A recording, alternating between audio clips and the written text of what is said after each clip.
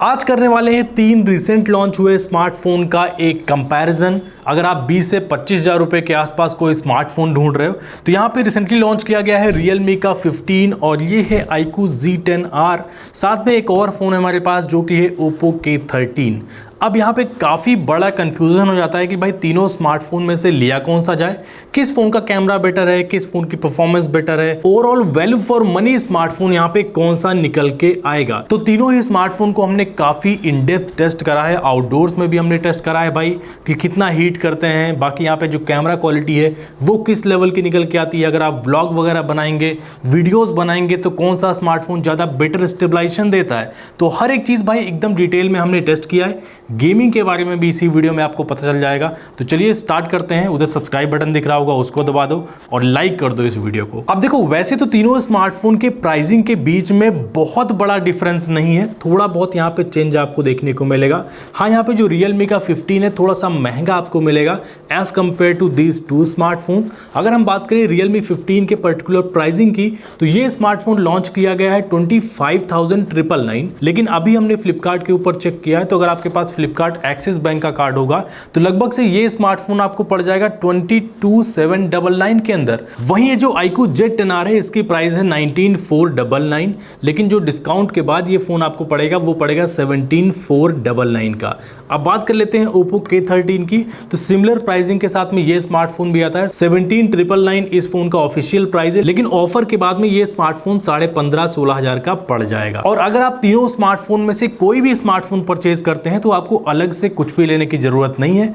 जब हमने तीनों स्मार्टफोन को अनबॉक्स किया तो यहाँ पे हमें फोन मिला, चार्जर मिला, टाइप सी केबल मिली, इवन यहाँ पे कवर भी दिया गया है। तो हर चीज बॉक्स के साथ में आती है, एडिशनली आपको कुछ भी परचेज नहीं करना है। बाकी जैसे जैसे हमने तीनों स्मार्टफोन को यूज करना स्टार्ट किया, यहाँ पे Oppo K13 थोड़ा सा हैवियर साइड है क्योंकि इसका जो वेट निकल के आता है ये लगभग से 208 ग्राम का है भाई। और अगर आप इन दोनों स्मार्टफोन से कंपेयर करोगे तो लिटरली ये जो iQOO Z10R है ये सबसे हल्का स्मार्टफोन है। यहाँ पे इसका जो वेट निकल के आता है ये है 183 ग्राम का।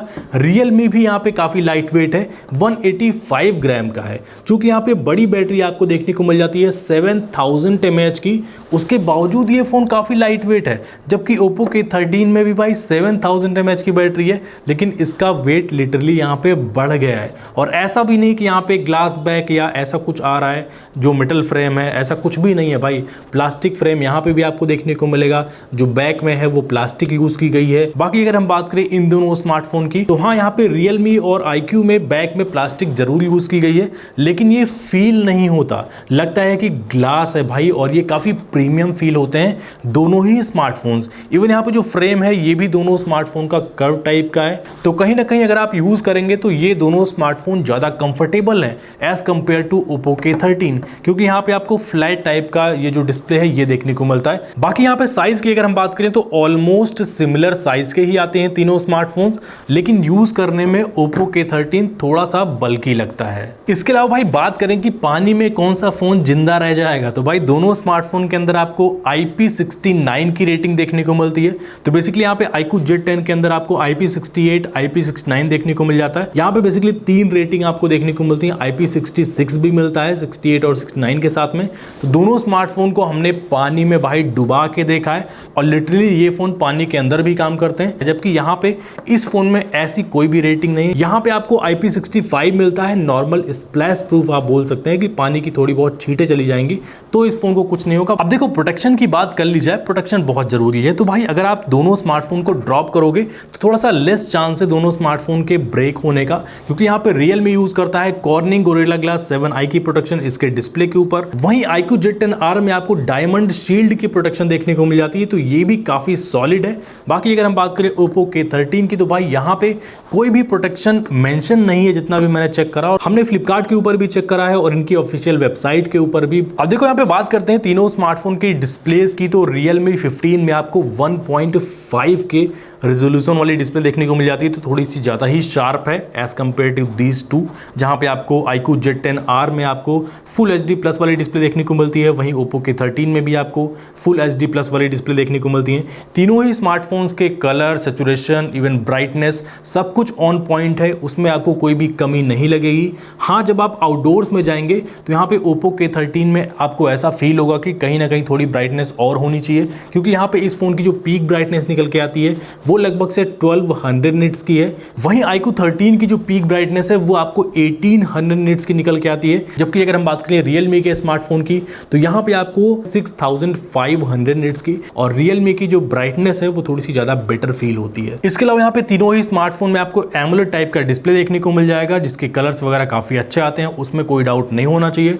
इन डिस्प्ले टाइप का फिंगरप्रिंट स्कैनर है, और तीनों ही स्मार्टफोन का फिंगरप्रिंट स्कैनर काफी फास्ट है। हाँ, यहाँ पे एक चीज मैंने नोटिस करी है, जो 4K HDR वीडियो है वो आपको Realme और iQOO Z10R के अंदर ही देखने को मिलेगा। जो Oppo के 13 है वो भाई 4K वीडियो प्ले करता है, 4K HDR को सपोर्ट नहीं करता। तो अगर आप HDR कंटेंट देखने में ज्यादा इंटरेस्टेड रहते हैं, आपको ज्यादा अट्रैक्ट करता है, तो आपको शायद Oppo के 13 स्किप करना चाहिए। और हाँ, तीनों स्मार्टफोन में आपको डुअल स्टीरियो टाइप के स्पीकर्स आपको देखने को मिल जाते हैं। तो जितना भी हमने कंटेंट कंज्यूम किया है, जो स्पीकर की क्वालिटी है, मल्टीमीडिया एक्सपीरियंस है, वो तीनों ही स्मार्टफोन का काफी बढ़िया है। लेफ्ट राइट प्रॉपर आपको सुनाई देता है, लगता है कि यहाँ स्टीरियो टाइप के स्पीकर्स आपको मिल रहे हैं। अब गाइस, आजकल AI कुछ ज्यादा ही हो रहा है, तो Realme 15 ने लॉन्च किया है AI वाला फोन ही। भाई इसके अंदर काफी तगड़े तगड़े AI के फीचर्स आपको देखने को मिल जाते हैं। वैसे तो तीनों ही स्मार्टफोन के अंदर AI आपको मिल जाता है, जैसे नॉर्मल जो आपके टास्क होते हैं, सर्कल टू सर्च हो गया, AI इरेजर हो गया, फोटोज के अंदर कोई चीज़ आप सेलेक्ट करके गायब कर सकते हैं। इवन यहाँ पे ट्रांसक्रिप्शन वाला फीचर या फिर वेब पेज ट्रांसलेट वाला फीचर iQOO Z10 के अंदर आपको देखने को मिल जाता है। लेकिन यहाँ पे इस फोन के अंदर आपको कुछ चीज़ें फोटोज़ के अंदर एडिशनल देखने को मिलेंगी, लाइक अगर आप कोई भी टी शर्ट पहने तो उसका कलर वगैरह चेंज कर सकते हैं। इवन पूरा यहाँ पे क्लॉथ ही चेंज कर सकते हैं, जैसे चश्मा वगैरह लगा सकते हैं आप कमांड देके सिंपली। तो काफ़ी सारी चीज़ें आपको देखने को मिल जाती हैं इस फोन के अंदर, और जिनको हमने टेस्ट किया तो काफ़ी बढ़िया से काम भी कर रहा है। किसी किसी केस में कहीं कहीं थोड़ा सा मिसिंग है, अभी ये उतना परफेक्ट नहीं है, लेकिन अभी लर्निंग फेज में है, तो मुझे लगता है कि आगे चीज़ें और भी इंप्रूव होनी चाहिए। जो Realme 15 है, इससे मैंने 2 दिन का बैटरी बैकअप निकाला है। वहीं बात करें iQOO Z10R की, तो यहाँ पे 1.5 डे, लगभग 1.5 दिन का बैटरी बैकअप आराम से निकल जाता है। ये फोन काफी ज्यादा ऑप्टिमाइज है, तो बैटरी की कोई प्रॉब्लम यहाँ पे भी आपको देखने को नहीं मिलेगी। वहीं अगर हम बात करें Oppo के 13 की, तो यहाँ पे भी आपको 7000 mAh बैटरी देखने को मिल जाती है, और भाई ये भी फोन 2 दिन आराम से निकल जाता है। और तीनों ही स्मार्टफोन को हमने 5G के ऊपर टेस्ट करा है, तो स्पीड काफी प्रॉपर आती है। इवन अगर आप वाईफाई भी टेस्ट करेंगे तो भी काफी बढ़िया स्पीड आती है। और जो चार्जिंग स्पीड है उसकी भी बात कर ली जाए तो भाई यहाँ पे Realme और Oppo देता है 80 वॉट की चार्जिंग, बाकी यहाँ पे iQOO Z10R में आपको 44 वॉट की चार्जिंग देखने को मिल जाती है। तीनों ही स्मार्टफोन बेस्ड है Android 15 पे, हालांकि यहाँ पे डिफरेंट UI आपको देखने को मिलती है। Realme 15 में आपको देखने को मिलेगा Realme UI 6.0, वहीं iQOO Z10R में आपको देखने को मिलेगा FunTouchOS 15, और अगर हम बात करें कलर OS की तो वो आपको देखने को मिलेगा Oppo के अंदर। UI काफी स्मूथ है तीनों ही स्मार्टफोन की, कोई भी लैग आपको देखने को नहीं मिलेगा। तीनों फोन के अंदर काफी स्मूथ प्लेबैक रहता है। हालांकि यहाँ पे कुछ चीजें आपको प्री इंस्टॉल देखने को मिल जाती हैं, जैसे कि कुछ ऐप्स आपको आते हैं तीनों ही स्मार्टफोन्स के अंदर, अगर आप चाहें तो अनइंस्टॉल कर सकते हैं। हाँ, यहाँ पे Realme में कुछ ऐप्स अनइंस्टॉल नहीं होते। इसके अलावा अगर आप तीनों स्मार्टफोन में कॉल रिकॉर्डिंग के बारे में जानना चाहते हैं कि भाई अनाउंसमेंट तो नहीं होती रिकॉर्ड बटन दबाने पे, तो ऐसा कुछ भी नहीं है भाई। यहाँ पे जो इनका डिफॉल्ट डायलर है UI के साथ में जो आता है वो आपको देखने को मिलेगा। गूगल डायलर आपको किसी फोन में नहीं मिलेगा। अब गाइस यहाँ पे बात करते हैं तीनों स्मार्टफोन के परफॉर्मेंस की, तो Realme 15 में आपको देखने को मिलेगा MediaTek Dimensity 7300 वाला चिपसेट, जहां पे इसका AnTuTu निकल के आता है लगभग से 6.5 लाख के आसपास। LPDDR4X वाली रैम, साथ में UFS 3.1 की स्टोरेज आपको देखने को मिलेगी। वहीं बात करें iQOO Z10R की, तो यहाँ पे आपको देखने को मिलता है MediaTek Dimensity 7400 चिपसेट, थोड़ा सा बेटर है Realme से। यहाँ पे आपको देखने को मिलता है लगभग से 7 लाख का AnTuTu स्कोर, लेकिन यहाँ पे जो स्टोरेज टाइप है वो है UFS 2.2। वहीं जो Oppo के 13 है ये आता है Snapdragon 6 Gen 4 के साथ में, LPDDR4X रैम, साथ में UFS 3.1 की स्टोरेज, और इसका जो AnTuTu स्कोर निकल के आता है ये भी लगभग से 6.5 लाख है। तो यहाँ पे जो प्राइस टू परफॉर्मेंस रेशियो है वो आपका iQOO Z10R का ज्यादा बेटर मिलेगा, क्योंकि कम प्राइस में आपको थोड़ी सी बेटर परफॉर्मेंस मिलती है इन दोनों स्मार्टफोन से। लेकिन अगर हम बात करें यहाँ पे पर्टिकुलर गेमिंग की, तो गेमिंग भाई यहाँ पे फ्री फायर बढ़िया चल जाता है तीनों ही स्मार्टफोन के अंदर। COD भी भी हमने यहाँ पे प्ले करके देखा है, तीनों फ़ोन काफ़ी बढ़िया से चला देते हैं। पर्टिकुलर अगर हम बात करें BGMI के अंदर, तो यहाँ पे दो ऐसे फ़ोन से जहाँ पे आपको 60 FPS देखने को मिलेगा, लेकिन एक फ़ोन में आपको 90 FPS का सपोर्ट देखने को मिलता है, और वो है Realme 15। Realme 15 90 FPS को सपोर्ट करता है, काफ़ी स्मूथ है, कोई भी डाउट आपको नहीं होना चाहिए। वहीं Oppo के 13 और iQOO Z10R में आपको 60 FPS का ऑप्शन देखने को मिलता है, लेकिन यहाँ पे iQOO Z10R की परफॉर्मेंस थोड़ी सी बेटर है, थोड़ा सा ज़्यादा ऑप्टिमाइज्ड है, इवन यहाँ पे थोड़ा स्मूथ भी आपको फील होगा एज कम्पेयर टू Oppo। हमने तीनों स्मार्टफोन में रेंडर टेस्ट भी परफॉर्म करा है। अगर आप बिलीव रखते हैं थोड़ा सा वीडियो एडिटिंग वगैरह में, या फिर करते भी हैं कि भाई वीडियो एडिटिंग करी जाए, कौन सा फ़ोन पहले रेंडर करेगा, तो यहाँ पे आप देख सकते हैं जो रिजल्ट हमें देखने को मिले हैं। थोड़ा बहुत यहाँ पे डिफरेंस आपको देखने को मिलेगा। जो iQOO Z10R है इसने पहले रेंडर कर दिया। अब गाइस यहाँ पे बात करते हैं तीनों स्मार्टफोन के कैमरे की। तो भाई कैमरे की इन डेप्थ टेस्टिंग करी है हमने तीनों स्मार्टफोन की। तो सबसे पहले बात करते हैं कि कौन कौन से सेंसर यहाँ पे यूज किए गए हैं। तो Realme 15 में आपको देखने को मिलेगा 50 मेगापिक्सल का प्राइमरी सेंसर और अल्ट्रा वाइड कैमरा है 8 मेगापिक्सल का, और सामने की तरफ यहाँ पे आपको 50 मेगापिक्सल की सेल्फी भी देखने को मिलेगी। वहीं जो iQOO Z10R है इसके अंदर आपको देखने को मिलेगा 50 मेगापिक्सल का प्राइमरी कैमरा, साथ में सेकेंडरी कैमरा 2 मेगापिक्सल है जो कि एज अ डेप्थ कैमरा काम करता है, और फ्रंट में आपको 32 मेगापिक्सल की सेल्फी देखने को मिल जाती है। अब देखो Oppo के 13 की बात कर ली जाए तो यहाँ पे भी आपको डुअल रियर कैमरा सेटअप देखने को मिलेगा, 2 मेगापिक्सल का वही डेप्थ सेंसर और साथ में 50 मेगापिक्सल का मेन कैमरा, और जो इसका फ्रंट कैमरा है वो आपको देखने को मिलेगा 16 मेगापिक्सल का। आइए चलते हैं आउटडोर्स में और चेक करते हैं इन तीनों स्मार्टफोन की वीडियो क्वालिटी। ऑलराइट गाइस, तो ये वीडियो हम रिकॉर्ड कर रहे हैं हर एक स्मार्टफोन के रियर कैमरे से। 4K 60 किसी में नहीं मिलता, यहाँ पे 4K 30 FPS आपको देखने को मिलेगा। बाकी क्वालिटी आप लोग देख लो यहाँ पे, और ये अपोजिट द लाइट कुछ इस तरीके से आपको देखने को मिलेगी डिटेल्स। बाकी कुछ इस तरीके से एक बार रन करके आपको दिखाते हैं, तो आप लोग देख के बताओ कि कौन सा कैमरा यहाँ पे ज़्यादा स्टेबलाइज्ड है। तो गाइस यहाँ पे काफ़ी ज़्यादा बारिश होने लगी है, और एक पेड़ है हमारे पास यहाँ पे ये वाला, तो इस पे चढ़ के दिखाऊँ मैं, मतलब चढ़ जाऊँगा। तो फ्रंट कैमरे की बात कर ली जाए दोस्तों, तो यहाँ पे कुछ इस तरीके से फ्रंट कैमरा आपको देखने को मिलता है। स्काई की तरफ आप देखो तो कलर यहाँ पे थोड़ा बहुत आपको चेंज जरूर देखने को मिलेगा। बाकी डिटेल्स आपको हर एक फ़ोन के अंदर काफ़ी बढ़िया देखने को मिलती हैं। और ये कौन सा फ़ोन है भाई, Oppo के 13, काफ़ी बढ़िया लग रहा है फिलहाल के लिए। बाकी यहाँ पे अपोजिट द लाइट एक बार चेक कराते हैं आपको, फ्रंट कैमरा कैसा है। तो अपोजिट द लाइट कुछ इस तरीके से है, और सामने से लाइट आती है तो कुछ इस तरीके से आपको देखने को मिल जाता है। अब गाइस यहाँ पे बात करते हैं फोटोज की, कैसी फोटोज कैप्चर करते हैं ये तीनों स्मार्टफोन्स। तीनों स्मार्टफोन की फोटोज आप साइड बाय साइड देख पा रहे हैं। यहाँ पे जो सबसे अलग फोटो लग रही है वो है Realme 15 की। हालांकि यहाँ पे बैकग्राउंड काफी बढ़िया है, उसमें कोई भी डाउट आपको नहीं होना चाहिए, लेकिन फेस पे जो कलर वगैरह है काफी ज्यादा लाइट कर दिया है, बहुत ज्यादा सॉफ्ट है। बाकी यहाँ पे जो iQOO Z10R है, इवन यहाँ पे जो Oppo के 13 है, दोनों स्मार्टफोन ने काफी बढ़िया फोटोज कैप्चर करी है। हालांकि ये जो फोटो है ये दोनों हमने नॉर्मल मोड पे खींची है, तो 26mm Realme और iQOO सपोर्ट करते हैं। बाकी Oppo के 13 27mm पे क्लिक करता है। अगर हम बात करें यही फोटो जब हमने अल्ट्रा वाइड मोड में खींची, तो भाई यहाँ पे Realme 15 में अल्ट्रा वाइड देखने को मिल जाता है। और भाई नॉर्मल मोड से अच्छा अल्ट्रा वाइड यहाँ पे मुझे लग रहा है, पता नहीं क्यों, क्योंकि यहाँ पे फेस पे काफ़ी बढ़िया डिटेल्स आपको देखने को मिलती है, बैकग्राउंड भी काफ़ी बढ़िया से कैप्चर हुआ है। इसके अलावा जो iQOO Z10 है और यहाँ पे Oppo के 13 है, इन दोनों स्मार्टफोन में अल्ट्रा वाइड कैमरा देखने को नहीं मिलता। और ये जो फोटो आप देख रहे हैं ये हमने पोर्ट्रेट मोड में खींची है हर एक स्मार्टफोन के रियर कैमरे से। यहाँ पे भी आप देख सकते हैं कि जो Realme का स्किन टोन है वो जैसे आपको 1x नॉर्मल मोड में देखने को मिलता है, सेम वही कंडीशन यहाँ पे भी है। जब यही फोटो हमने 2x पे खींची है तो यहाँ पे आप देख सकते हो सबसे बेटर यहाँ पे iQOO लग रहा है मुझे। इसके बाद यहाँ पे Oppo के 13 है, और सबसे लास्ट में यहाँ पे Realme 15 है।